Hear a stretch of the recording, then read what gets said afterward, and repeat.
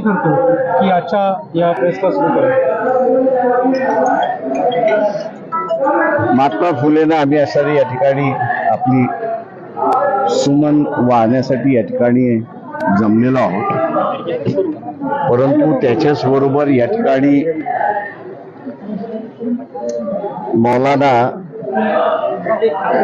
हसन व कादरी, त्याच्यानंतर कारी इद्रिस, त्याच्यानंतर मौलाना बिस्मिल्ला मुफ्ती अहमद, मौलाना हसन अन्सारी असे हे सगळे या ठिकाणी उपस्थित आहेत। एकंदरीत महात्मा फुलेने जो लढा सुरुवात केला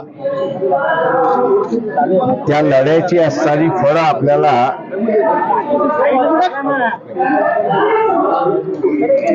ती फळं जी आहेत ती फळं आपण चाकतो तशी असणारी परिस्थिती आहे। त्यांच्या काळातही त्यांना असणारा फार मोठा त्रास देण्यात आला।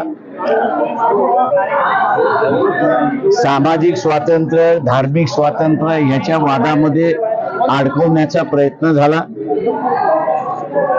ब्रिटिशांच्या विरोधात जे सामाजिक धार्मिक स्वातंत्र्यासाठी लढले त्यांना असणारा देशभक्त म्हणण्यात आलं, आणि जे सामाजिक स्वातंत्र्यासाठी लढले त्यांना असणारं ब्रिटिशांचे हस्तक म्हणून त्या ठिकाणी ठरवण्यात आले।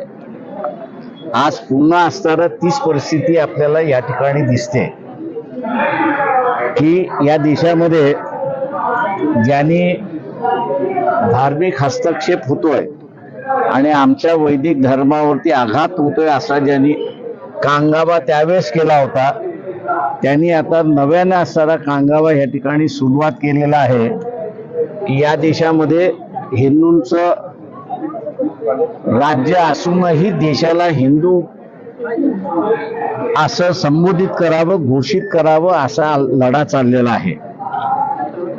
मी दुर्दैवाने असं म्हणेन की या लढ्याचं असणारं गांभीर्य लोकांच्या समोर आलेलं नाही, आणि आज पुन्हा आपल्याला असणारं दिसतंय की पुन्हा वैदिक परंपरा ह्या देशामध्ये सुरुवात व्हावी आणि करावी याच्यावरती संविधानावरती बदलणार अशी घोषणा आहे। RSSच्या वतीने कोणी बोलत नाही आहे, विश्व हिंदू परिषदेच्या वतीने कोणी बोलत नाही आहे, पण देवेंद्र फडणवीस ज्यांना प्रांत प्रतिनिधीपर्यंत जाता आलं नाही संघाच्या हायरार्कीमध्ये, आज तेच म्हणायला लागलेत की आम्ही असणारं संविधान बदलणार नाही। माझ्या अंदाजानं रस्त्याच्या माणसावरनं कितीही बोंबलला तर त्याच्यावरती कोणीही विश्वास ठेवत नाही। आमचं देवेंद्र फडणवीसांना आव्हान आहे की आपलं असणारं वक्तव्य हेच मोहन भागवतांचं वक्तव्य आहे आणि त्यांनी असणारं हे जाहीर करावं अशी आम्ही अपेक्षा त्या ठिकाणी पकडतोय। जोपर्यंत मोहन भागवत जे RSSचे प्रमुख आहेत घोषणा करत नाही की त्यांनी 46 ते 50 या दरम्यान जे वक्तव्य RSSच्या वतीने झालं होतं त्याच्याशी आम्ही असणारं निगडीत नाही, ते आम्ही असणारं जाळतो, ते आम्ही असणारं नाकारतोय, तरच या ठिकाणी असणारं मान्य होईल अशी असणारी परिस्थिती आहे। मी मागेही म्हणालो की 3 डिसेंबरच्या नंतर या ठिकाणी अनेक दंगली होण्याच्या असणाऱ्या शक्यता आहे। आपण लोकल पोलीस स्टेशन मध्ये जर आज गेलात तर लोकल पोलीस स्टेशन वाल्यांना सतर्कतेचा इशारा आलेला आहे, आणि कुठल्याही पद्धतीमध्ये 6 डिसेंबर नंतर काहीही होऊ शकते अशा इन्स्ट्रक्शन्स त्यांना आलेल्या आहेत। पक्षाच्या वतीने 2 महिन्यापूर्वीच मी असं म्हणालो होतो की एकदा 4 राज्याच्या निवडणुका संपल्या की या देशाची परिस्थिती पूर्णपणे बिघडणार आहे अशी असणारी परिस्थिती आहे। दुर्दैवाने इथे असणारं मुसलमानांना टार्गेट केल्या जात आहे आणि दुसऱ्या बाजूला ओबीसीचं आरक्षण या ठिकाणी टार्गेट केल्या जात आहे। ज्यांचा ह्या लढ्याशी संबंध नाही, ओबीसीच्या लढ्याशी संबंधित नाही, त्या सगळ्यांनी असणारा हा लढा आपल्या ताब्यात घेऊन या दंगली कशा वाढतील अशाच स्वरूपाचं वक्तव्य त्या ठिकाणी करतायत. यासाठी ओबीसीनी सतर्क राहावं अशी असणारी परिस्थिती आहे. या अगोदरच मुस्लिम समाजाला माझा असणारा सल्ला होता, गेले 9 वर्ष आपण असणारा अत्याचार ह्या ठिकाणी सहन केलेला आहे. 4 महिने शिल्लक राहिलेले आहेत लोकसभेच्या निवडणुकीमध्ये.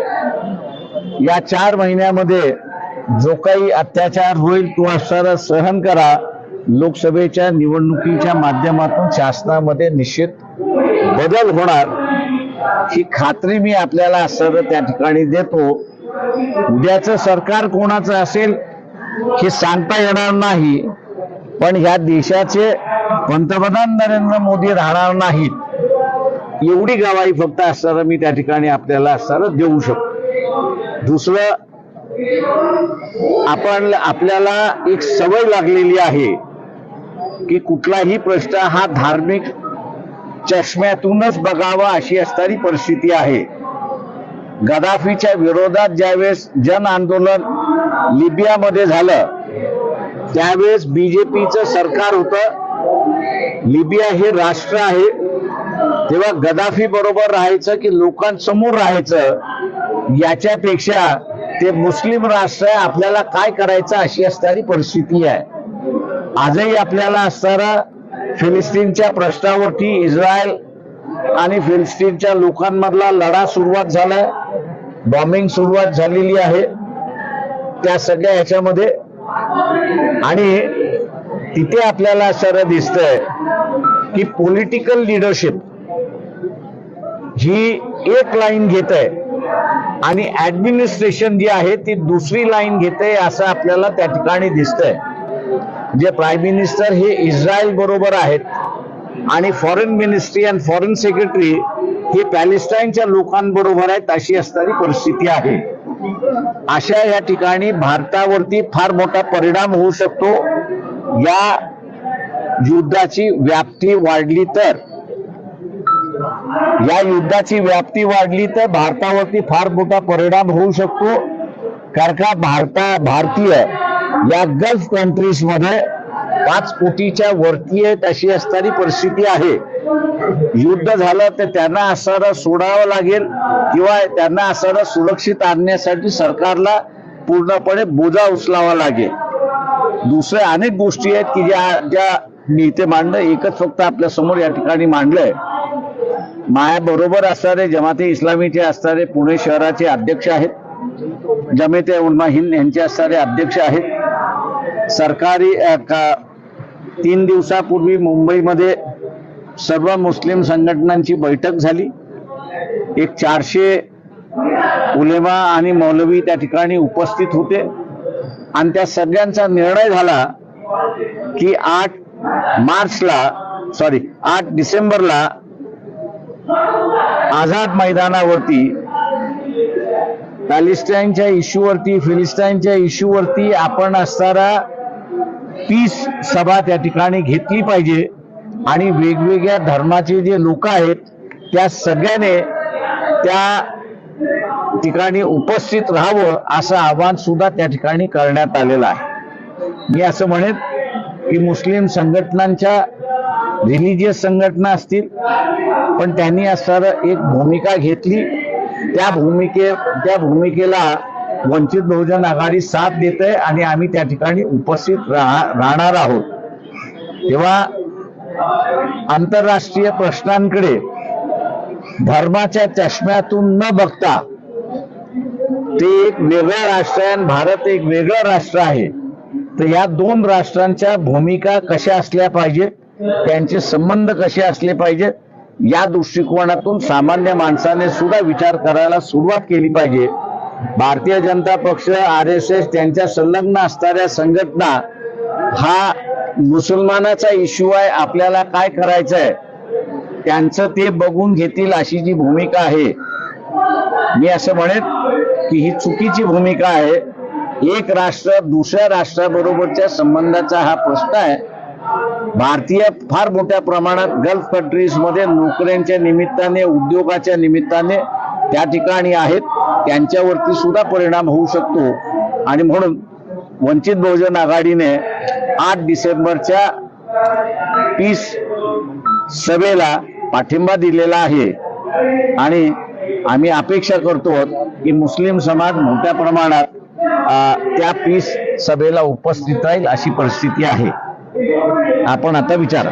सर, आज टाइम्सला तुमची मुलाखत प्रसिद्ध झाली आहे. तुम्ही भुजबळांवरती ओबीसीच्या संदर्भात एक कमेंट केली की भुजबळ हे मंडल कमिशनच्या शिफारशींच्या विरोधामध्ये होते. ते थोडंसं इलॅबरेट करा, कधी होते, कसे होते आणि मला वाटतं तुम्ही जरा शोधून लिहिलं आणि जर हे केलं तर अधिक चांगलं आहे. मला जे बोलायचं होतं ते मी बोलून झालं माझं. त्याच्यामुळे आता ज्या डिटेल्स आहेत त्या डिटेल जरा पत्रकारांनी शोधावं, म्हणजे त्यांनाही जरा इनरिच होईल, त्यांनाही जरा तुमचंही नॉलेज इनरिच झालं पाहिजे असं मला वाटतं. ते इनरिच झाल्याशिवाय रिपोर्टिंग चांगलं होणार नाही अशी माझी स्वतःची समज आहे.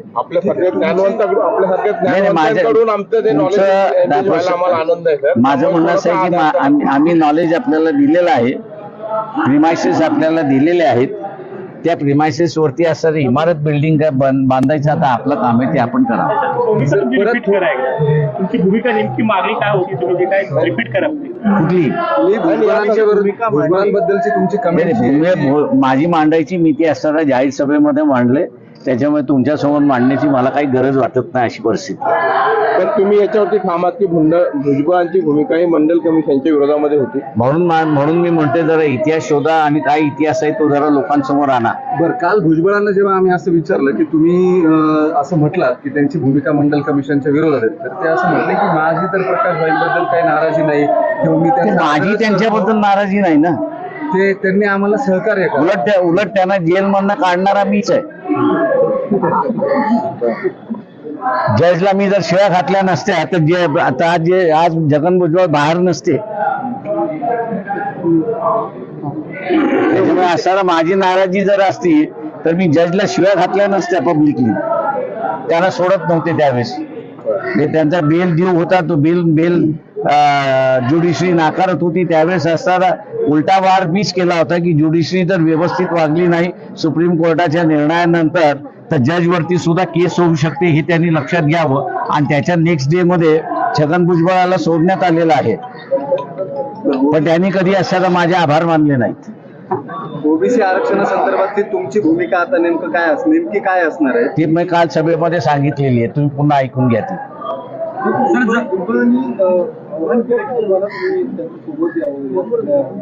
मला कोणाची गरज नाही. आणि आंबेडकर वाद, फुले वाद, शाहू वाद हा जो आहे हा एवढा सक्षम आहे की त्याला कोणाच्या व्यक्तीची गरज नाही. त्या वादामध्येच एवढी ताकद आहे की ते सेल्फ सस्टेनिंग आहे. भुजबळ नेते म्हणून तुम्हाला त्यात असोसिएट व्हायचं नाहीये का ओबीसीच्या या सगळ्या एकूण लढ्यामध्ये, की तुम्ही सेपरेटच? मला वाटतं म्हणून मी तुम्हाला म्हटलं ना, जरा इतिहास तुमचा जरा सुधरून घ्या, अभ्यास करून घ्या. तुम्ही अभ्यास केलेला नाही म्हणून तुम्ही असं इथे वाईट शब्दात बोलत नाही, पण तुम्ही अज्ञानी मला दिसताय. हा लढा महाराष्ट्रातला जो आहे ओबीसीचा, हा ओबीसीचा लढाचा जनक हा प्रकाश आंबेडकर आहे, एवढं लक्षात ठेवा. म्हणूनच त्याच्यामधला अभ्यास करून जर विचारलं ना तर त्याला उत्तरं द्यायला जरा मजेत वाटतात. नाही तर काय वाटतंय की तुम्ही सुपारी घेऊन बसलेलात अशी परिस्थिती आहे. माझा असणारा रोग जो आहे ना हा तुमच्यापेक्षा अधिक आहे. मी पूर्वी पत्रकार होतो आणि त्याच्यामुळे पत्रकारीतली काय प्रश्न कधी येतात, कशी येतात, हे जसं राजकारणातलं पक्षाचं उडतं तसं आहे, तसं आम्ही ओळखतो. त्याच्यामुळे माझं तुम्हाला सगळ्यांना सल्ला आहे, माफ करा. मी असणारा एक माझा सल्ला आहे तुम्हाला. मला माझ्या असलेल्या प्रश्नाच्या इश्यू मध्ये तुम्हाला एक लक्षात घ्या, मी कॉमेंट करणार याचं कारण की सरळ जर तुम्ही प्रश्न विचारणार असाल तर सरळ उत्तर येणार आहे. तुम्ही कोणाची ब्रीफ घेऊन प्रश्न विचारणार असाल तर माझी उत्तरं तशीच असतात एवढं लक्षात घ्या. त्याच्यामुळे असणारा तुम्हाला रिपीट करायचं असेल, मला सरळ रिपीट करायचं असेल, रिपीट करा. मला जे उत्तर रिपीट करायचे ते मी करणार, की ब्रीफ घेणाऱ्याला उत्तर मी तसंच देत असतो. त्याच्यामुळे तुम्ही असणारे इतर नेते हे तुमच्यावरती अवलंबून आहेत. ऐकून घ्या, तुमच्या नेते तुम्ही इतर नेते मी अजिबात घेणार नाहीये. मी बिलकुल कधी घेत नसतो बोललेला शब्द, एवढं लक्षात घ्या. मी कुठेही काहीही बोललेलं जे असतं ते माझं विचारपूर्वक असतं, ठरलेलं असतं आणि मी कधीही मागे घेत नाही. त्याच्यामुळे पत्रकारांनी या गोष्टी मला विचारण्याच्या अगोदर लक्षात घ्या की तो बुमरँग आपल्यावरती होणार नाही याची लक्षता घ्यावी त्यांनी. फडणवीस म्हणतात सोशल फॅब्रिक खराब होणे, मात्र सत्ताधारी वेगवेगळ्या सभा घेतात. एकीकडे छगन भुजबळ म्हणतात ओबीसी आरक्षण जाणार नाही, फडणवीस म्हणतात की त्याला धक्का लागणार नाही, पण जरांगेंनाही थांबवत नाही. याबद्दल वंचितची काय भूमिका? एक लक्षात घ्या की इथे ज्यावेळेस ओबीसी मराठा कोविडच्या अगोदर लागलं होतं त्यावेळेस सगळे राजकीय नेते बिळामध्ये शिरले होते आणि सगळेच बिळामध्ये शिरले होते. दिल्लीवरनं मी जी प्रेस कॉन्फरन्स घेतली होती की मागणी करण्याचा अधिकार कोणालाही आहे, त्याच्यावरती कमेंट करण्याचा अधिकार सगळ्यांना आहे. त्याच्यामुळे ओबीसीच्या नेत्यांनी मागणी मान्य करणं न मान्य करणं हे त्यांच्या हातात नाही. ही मागणी कायदेशीर आहे की नाही, घटनेशीर आहे की नाही, त्या काळच्या सरकारला घेण्याची गरज आहे. हे माझ्या वक्तव्यानंतर इथलं असणारं वातावरण शांत झालं, नाही तर दंगली त्याच वेळेस होत्या अशी असणारी परिस्थिती होती. आजही असणारं तेच मला दिसतंय की इथे दंगली कधीही आणि केव्हाही घडू शकतात. आणि म्हणून मी आपल्याला एक इन्फॉर्मेशन शेअर केली, ती म्हणजे की लोकल पोलीस स्टेशनला वॉर्निंग आलेली आहे की सतर्क राहा की तुमच्या एरियामध्ये कधीही दंगल होऊ शकते. पत्रकारी करतो आपण हे बरोबर आहे, पण त्याच्याबरोबर मी एक नागरिक आहे हेही लक्षात घ्या. जेव्हा माझी ही जबाबदारी आहे नुसतं आग लावायची नाही, तर ती शांत राहण्याची सुद्धा माझी एक जबाबदारी आहे. नुसतं TRP बघून चालत नसतो आणि ती नेत्यांची पण जबाबदारी असते. ती असते नेत्यांची, ती मी पार पडतोय. त्याच्यामुळे असताना मला शांतपणा शिकवण्याच्या भानगडीत पडू नका. नाही, त्याच्यामुळे शांत राहता, नाही शिकवणी तर शांत राहा. त्याच्यामुळे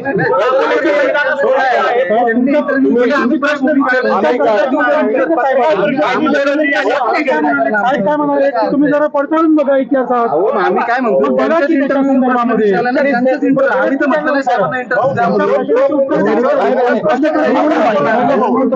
त्याच्यामध्ये असणारा दिलेला स्पष्ट आहे. कळत नसेल तर मला सांगू नका.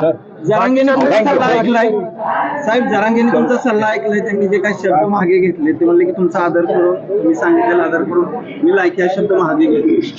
ते चांगलं आहे, स्वागत आहे. मी असं म्हणेन जरांगेचं मी असं स्वागत करतो की त्यांनी त्यांचा लढा एका दायऱ्यामध्ये ठेवून की मराठा समाजाला आरक्षण मिळालं पाहिजे, हा दायरा त्यांनी असणारा कायम केला. त्याच्याबद्दल मी त्यांचं स्वागत करतोय.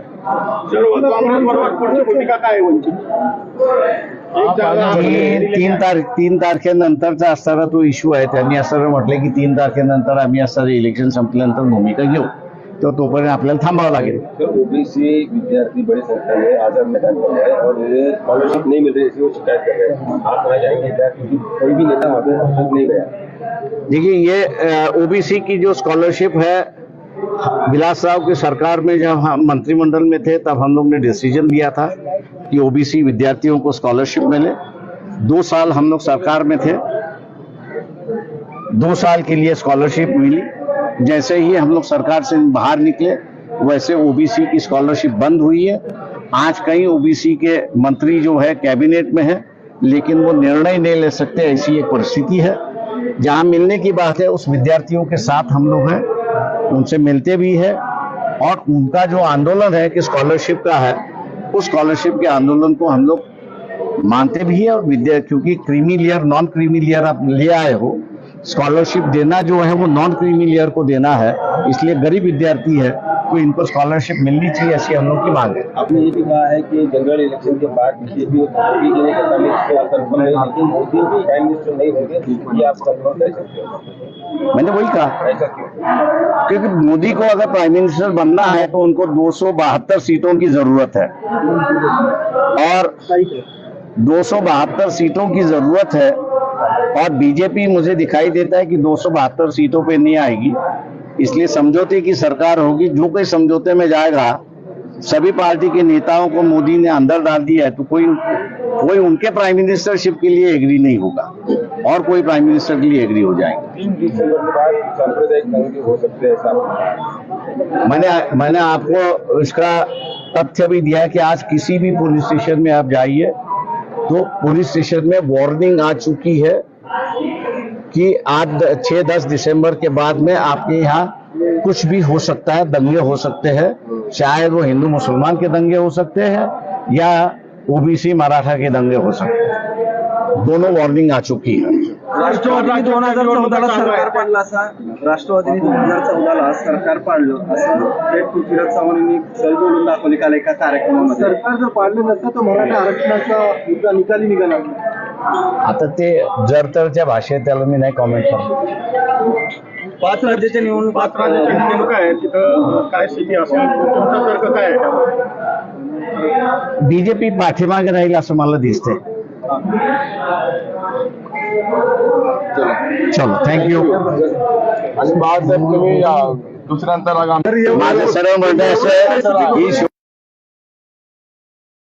त्या सगळ्यांनी असणारा पाठीमागे सरकार म्हणून पावलं।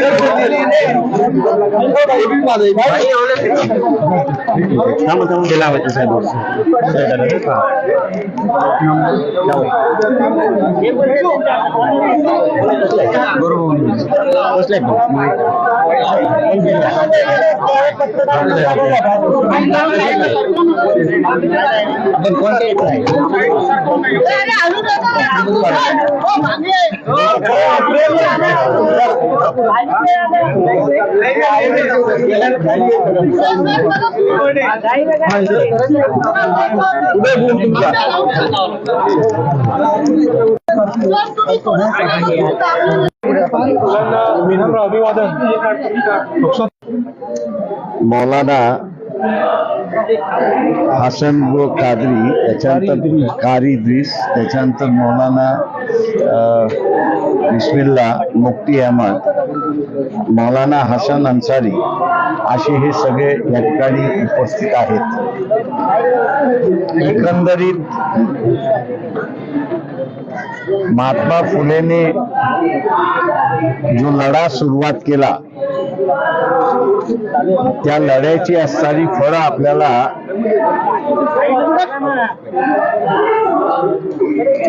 ती फळं जी आहेत ती फळं आपण चाकतो अशी असणारी परिस्थिती आहे। त्यांच्या काळातही त्यांना असणारा फार मोठा त्रास देण्यात आला। सामाजिक स्वातंत्र्य, धार्मिक स्वातंत्र्य याच्या वादामध्ये अडकवण्याचा प्रयत्न झाला। ब्रिटिशांच्या विरोधात जे सामाजिक धार्मिक स्वातंत्र्यासाठी लढले त्यांना असणारा देशभक्त म्हणण्यात आलं, आणि जे सामाजिक स्वातंत्र्यासाठी लढले त्यांना असणारं ब्रिटिशांचे हस्तक म्हणून त्या ठिकाणी ठरवण्यात आले।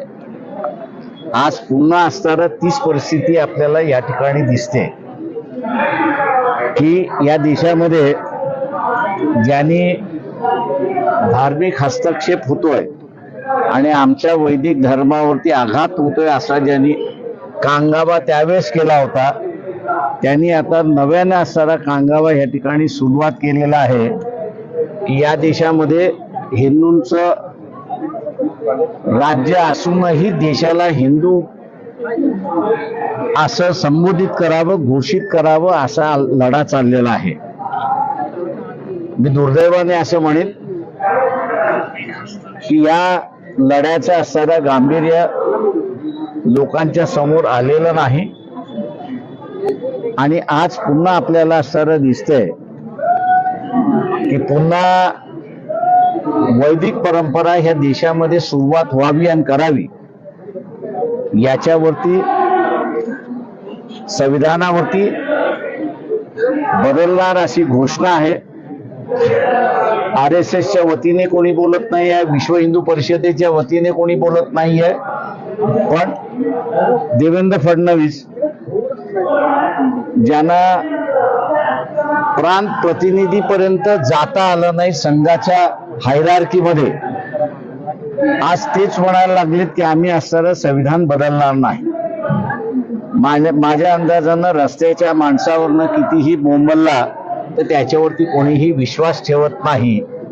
आमचं देवेंद्र फडणवीसांना आव्हान आहे की आपलं असणारं वक्तव्य हेच मोहन भागवतांचं वक्तव्य आहे आणि त्यांनी असणारं हे जाहीर करावं अशी आम्ही अपेक्षा त्या ठिकाणी पकडतोय. जोपर्यंत मोहन भागवत जे RSSचे प्रमुख आहेत घोषणा करत नाही की त्यांनी 46 ते 50 या दरम्यान जे वक्तव्य RSSच्या वतीने झालं होतं त्याच्याशी आम्ही असणारं निगडीत नाही, ते आम्ही असणारं जाळतो, ते आम्ही असणारं नाकारतोय, तरच या ठिकाणी असणारं मान्य होईल अशी असणारी परिस्थिती आहे. मी मागेही म्हणालो की 3 डिसेंबरच्या नंतर या ठिकाणी अनेक दंगली होण्याच्या असणाऱ्या शक्यता आहे. आपण लोकल पोलीस स्टेशन मध्ये जर आज गेलात तर लोकल पोलीस स्टेशन वाल्यांना सतर्कतेचा इशारा आलेला आहे आणि कुठल्याही पद्धतीमध्ये 6 डिसेंबर नंतर काहीही होऊ शकते अशा इन्स्ट्रक्शन्स त्यांना आलेल्या आहेत. पक्षाच्या वतीने 2 महिन्यापूर्वीच मी असं म्हणालो होतो की एकदा 4 राज्याच्या निवडणुका संपल्या की या देशाची परिस्थिती पूर्णपणे बिघडणार आहे अशी असणारी परिस्थिती आहे. दुर्दैवाने इथे असणारं मुसलमानांना टार्गेट केल्या जात आहे आणि दुसऱ्या बाजूला ओबीसीचं आरक्षण या ठिकाणी टार्गेट केल्या जात आहे. ज्यांचा ह्या लढ्याशी संबंध नाही, ओबीसीच्या लढ्याशी संबंधित नाही, त्या सगळ्यांनी असणारा हा लढा आपल्या ताब्यात घेऊन या दंगली कशा वाढतील अशाच स्वरूपाचं वक्तव्य त्या ठिकाणी करतायत. यासाठी ओबीसीनी सतर्क राहावं अशी असणारी परिस्थिती आहे. या अगोदरच मुस्लिम समाजाला माझा असणारा सल्ला होता, गेले 9 वर्ष आपण असणारा अत्याचार या ठिकाणी सहन केलेला आहे. 4 महिने शिल्लक राहिलेले आहेत लोकसभेच्या निवडणुकीमध्ये. या 4 महिन्यामध्ये जो काही अत्याचार होईल तो असणारा सहन करा. लोकसभेच्या निवडणुकीच्या माध्यमातून शासनामध्ये निश्चित बदल होणार ही खात्री मी आपल्याला असणारं त्या ठिकाणी देतो. उद्याचं सरकार कोणाचं असेल हे सांगता येणार नाही, पण ह्या देशाचे पंतप्रधान नरेंद्र मोदी राहणार नाहीत एवढी गवाही फक्त असणारं मी त्या ठिकाणी आपल्याला असणारं देऊ शकतो. दुसरं, आपल्याला एक सवय लागलेली आहे की कुठलाही प्रश्न हा धार्मिक चष्म्यातूनच बघावा अशी असणारी परिस्थिती आहे. गदाफीच्या विरोधात ज्यावेळेस जन आंदोलन लिबियामध्ये झालं त्यावेळेस बीजेपीचं सरकार होतं. लिबिया हे राष्ट्र आहे, तेव्हा गदाफी बरोबर राहायचं की लोकांसमोर राहायचं याच्यापेक्षा ते मुस्लिम राष्ट्र आहे, आपल्याला काय करायचं अशी असणारी परिस्थिती आहे.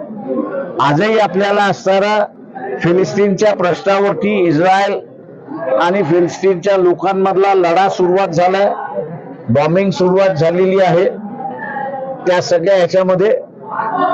आणि तिथे आपल्याला असं दिसतंय की पॉलिटिकल लिडरशिप ही एक लाईन घेत आहे आणि ऍडमिनिस्ट्रेशन जी आहे ती दुसरी लाईन घेते असं आपल्याला त्या ठिकाणी दिसतंय.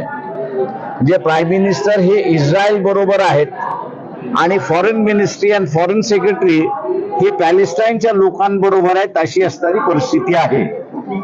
अशा या ठिकाणी भारतावरती फार मोठा परिणाम होऊ शकतो. या युद्धाची व्याप्ती वाढली तर भारतावरती फार मोठा परिणाम होऊ शकतो. कारण का भारतीय या गल्फ कंट्रीज मध्ये 5 कोटीच्या वरती आहेत अशी असणारी परिस्थिती आहे. युद्ध झालं तर त्यांना असणारं सोडावं लागेल किंवा त्यांना असणारं सुरक्षित आणण्यासाठी सरकारला पूर्णपणे बोजा उचलावा लागेल. दुसऱ्या अनेक गोष्टी आहेत की ज्या मी इथे मांडलं. एकच फक्त आपल्या समोर या ठिकाणी मांडलंय. माया बरोबर असणारे जमाते इस्लामीचे असणारे पुणे शहराचे अध्यक्ष आहेत. जमाते उलमा हिंद यांचे असणारे अध्यक्ष आहेत. सरकारी 3 दिवसापूर्वी मुंबईमध्ये सर्व मुस्लिम संघटनांची बैठक झाली. एक 400 उलेमा आणि मौलवी त्या ठिकाणी उपस्थित होते आणि त्या सगळ्यांचा निर्णय झाला की 8 डिसेंबरला आझाद मैदानावरती पॅलेस्टाईनच्या इश्यूवरती फिलिस्टाईनच्या इश्यूवरती आपण असणारा पीस सभा त्या ठिकाणी घेतली पाहिजे आणि वेगवेगळ्या धर्माचे जे लोक आहेत त्या सगळ्याने त्या ठिकाणी उपस्थित राहावं असं आवाहन सुद्धा त्या ठिकाणी करण्यात आलेलं आहे. मी असं म्हणेन की मुस्लिम संघटनांच्या रिलिजियस संघटना असतील पण त्यांनी असणारं एक भूमिका घेतली. त्या भूमिकेला वंचित बहुजन आघाडी साथ देते आणि आम्ही त्या ठिकाणी उपस्थित राहणार आहोत. तेव्हा आंतरराष्ट्रीय प्रश्नांकडे धर्माच्या चष्म्यातून न बघता ते एक वेगळं राष्ट्र आहे आणि भारत एक वेगळं राष्ट्र आहे. तर या 2 राष्ट्रांच्या भूमिका कशा असल्या पाहिजे, त्यांचे संबंध कसे असले पाहिजेत या दृष्टिकोनातून सामान्य माणसाने सुद्धा विचार करायला सुरुवात केली पाहिजे. भारतीय जनता पक्ष RSS त्यांच्या संलग्न असणाऱ्या संघटना हा मुसलमानाचा इश्यू आहे, आपल्याला काय करायचं आहे त्यांचं ते बघून घेतील अशी जी भूमिका आहे. मी असं म्हणेन की ही चुकीची भूमिका आहे. एक राष्ट्र दुसऱ्या राष्ट्राबरोबरच्या संबंधाचा हा प्रश्न आहे. भारतीय फार मोठ्या प्रमाणात गल्फ कंट्रीज मध्ये नोकऱ्यांच्या निमित्ताने उद्योगाच्या निमित्ताने त्या ठिकाणी आहेत.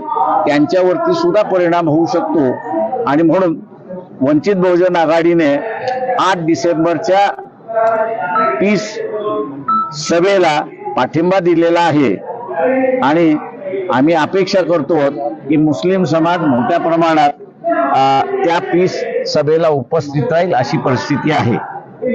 आपण आता विचारा. सर, आज टाइम्सला तुमची मुलाखत प्रसिद्ध झाली आहे. तुम्ही भुजबळांवरती ओबीसी संदर्भात एक कमेंट केली की भुजबळ हे मंडल कमिशनच्या शिफारशींच्या विरोधामध्ये होते. ते थोडंसं इलॅबरेट करा. कधी होते, कसे होते आणि मला वाटतं तुम्ही जरा शोधून लिहिलं आणि जर हे केलं तर अधिक चांगलं आहे. मला जे बोलायचं होतं ते मी बोलून झालं माझं. त्याच्यामुळे आता ज्या डिटेल्स आहेत त्या डिटेल जरा पत्रकारांनी शोधावं म्हणजे त्यांनाही जरा इनरिच होईल. त्यांनाही जरा तुमचंही नॉलेज इनरिच झालं पाहिजे असं मला वाटतं. ते इनरिच झाल्याशिवाय रिपोर्टिंग चांगलं होणार नाही अशी माझी स्वतःची समज आहे.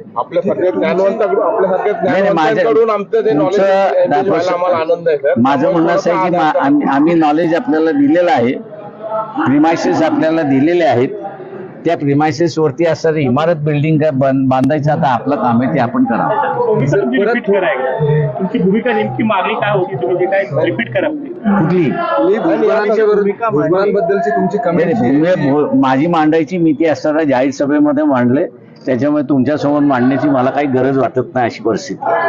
पण तुम्ही याच्यावरती ठामात की भुजबळांची भूमिका ही मंडल कमिशनच्या विरोधामध्ये होती. म्हणून मी म्हणते जरा इतिहास शोधा आणि काय इतिहास आहे तो जरा लोकांसमोर आणा. बरं, काल भुजबळांना जेव्हा आम्ही असं विचारलं की तुम्ही असं म्हटलात की त्यांची भूमिका मंडल कमिशनच्या विरोधात आहे, तर ते असं म्हटले की माझी तर प्रकाश भाईंबद्दल काही नाराजी नाही किंवा मी माझी त्यांच्याबद्दल नाराजी नाही ना.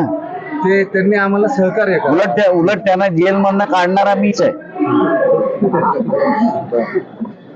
जजला मी जर शिव्या घातल्या नसत्या तर आज जगन भुजबळ बाहेर नसते. त्याच्यामुळे असताना माझी नाराजी जर असती तर मी जजला शिव्या घातल्या नसत्या पब्लिकली. त्यांना सोडत नव्हते त्यावेळेस. त्यांचा बेल ड्यू होता, तो बेल ज्युडिशरी नाकारत होती. त्यावेळेस असताना उलटा वार मीच केला होता की ज्युडिशरी जर व्यवस्थित वागली नाही सुप्रीम कोर्टाच्या निर्णयानंतर तर जज वरती सुद्धा केस होऊ शकते हे त्यांनी लक्षात घ्यावं. आणि त्याच्या नेक्स्ट डे मध्ये छगन भुजबळाला सोडण्यात आलेलं आहे. पण त्यांनी कधी असताना माझे आभार मानले नाहीत. ओबीसी आरक्षणासंदर्भातली तुमची भूमिका आता नेमकी काय असणार आहे ते मी काल सभेमध्ये सांगितलेली आहे. तुम्ही पुन्हा ऐकून घ्या ती.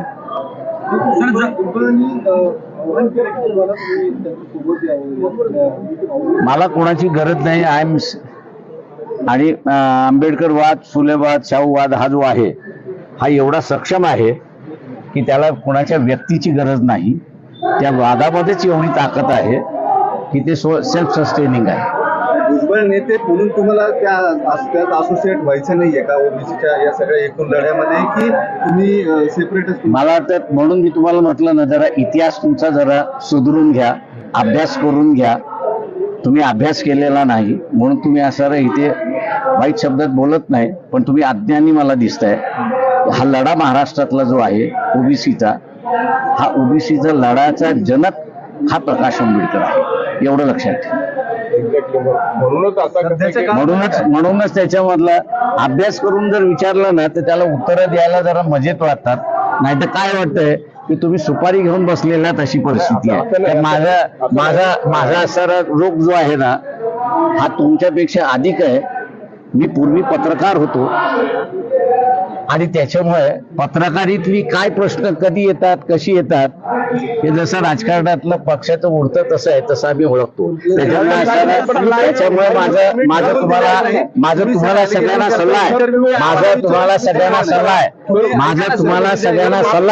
माफ करा. मी असा एक माझा सल्ला आहे तुम्हाला. मला माझ्या असलेल्या प्रश्नाच्या इश्यू मध्ये तुम्हाला एक लक्षात घ्या, मी कॉमेंट करणार याचं कारण की सरळ जर तुम्ही प्रश्न विचारणार असाल तर सरळ उत्तर येणार आहे. तुम्ही कोणाची ब्रीफ घेऊन प्रश्न विचारणार असाल तर माझी उत्तरं तशीच असतात, एवढं लक्षात घ्या. त्याच्यामुळे असणारा तुम्हाला रिपीट करायचं असेल, तुम्हाला सरळ रिपीट करायचं असेल, रिपीट करा. मला जे उत्तर रिपीट करायचे ते मी करणार की ब्रीफ घेणाऱ्याला उत्तर मी तसंच देत असतो. त्याच्यामुळे तुम्ही असणारे इतर नेते हे तुमच्यावरती अवलंबून आहेत. ऐकून घ्या. तुमच्या नेते तुम्ही इतर नेते मी अजिबात घेणार नाहीये. मी बिलकुल कधी घेत नसतो बोललेलं शब्द, एवढं लक्षात घ्या. मी कुठेही काहीही बोललेलं जे असतं ते माझं विचारपूर्वक असतं, ठरलेलं असतं आणि मी कधीही मागे घेत नाही. त्याच्यामुळे पत्रकारांनी या गोष्टी मला विचारण्याच्या अगोदर लक्षात घ्या की तो बुमरँग आपल्यावरती होणार नाही याची लक्षता घ्यावी त्यांनी. फडणवीस म्हणतात सोशल फॅब्रिक खराब होणे, मात्र सत्ताधारी वेगवेगळ्या सभा घेतात. एकीकडे छगन भुजबळ म्हणतात ओबीसी आरक्षण जाणार नाही, फडणवीस म्हणतात की त्याला धक्का लागणार नाही, पण जरांगेंनाही थांबवत नाही. याबद्दल वंचितची काय भूमिका? एक लक्षात घ्या की इथे ज्यावेळेस ओबीसी मराठा कोविडच्या अगोदर लागलं होतं त्यावेळेस सगळे राजकीय नेते बिळामध्ये शिरले होते आणि सगळेच बिळामध्ये शिरले होते. दिल्लीवरनं मी जी प्रेस कॉन्फरन्स घेतली होती की मागणी करण्याचा अधिकार कोणालाही आहे, त्याच्यावरती कमेंट करण्याचा अधिकार सगळ्यांना आहे. त्याच्यामुळे ओबीसीच्या नेत्यांनी मागणी मान्य करणं न मान्य करणं हे त्यांच्या हातात नाहीये. ही मागणी कायदेशीर आहे की नाही, घटनेशीर आहे की नाही, त्या काळच्या सरकारला घेण्याची गरज आहे.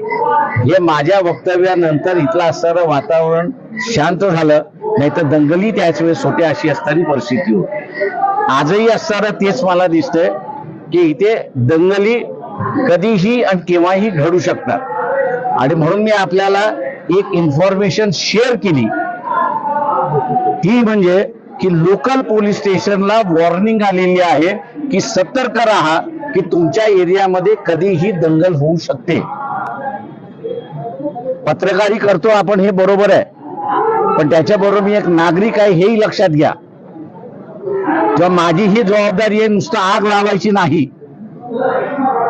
तर ती शांत राहण्याची सुद्धा माझी एक जबाबदारी आहे.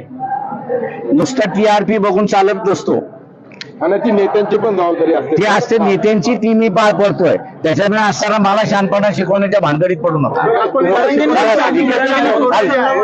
तुम्हाला शिकवण्याची काही होते नाही, मग त्याच्यामुळे शांत राहता, त्याच्यामुळे शांत राहता, नाही शिकवणी तर शांत राहा त्याच्यामध्ये.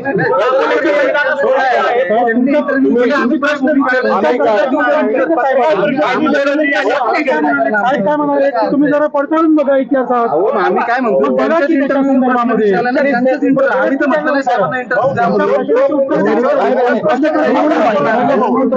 त्याच्यामध्ये असणारा दिलेला स्पष्ट आहे. कळत नसेल तर मला सांगू नका.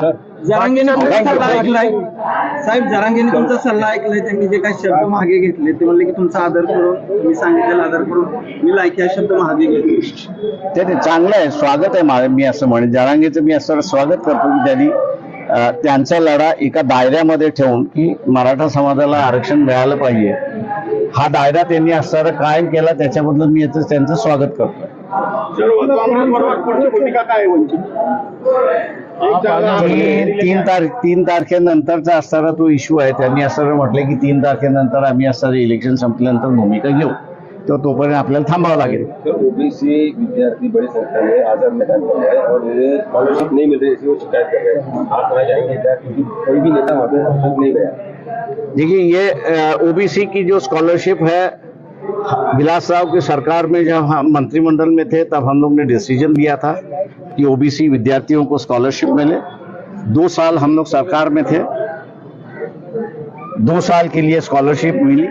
जैसे ही हम लोग सरकार से बाहर निकले वैसे ओबीसी की स्कॉलरशिप बंद हुई है. आज कई ओबीसी के मंत्री जो है कैबिनेट में है, लेकिन वो निर्णय नहीं ले सकते, ऐसी एक परिस्थिति है. जहां मिलने की बात है उस विद्यार्थियों के साथ हम लोग हैं, उनसे मिलते भी है.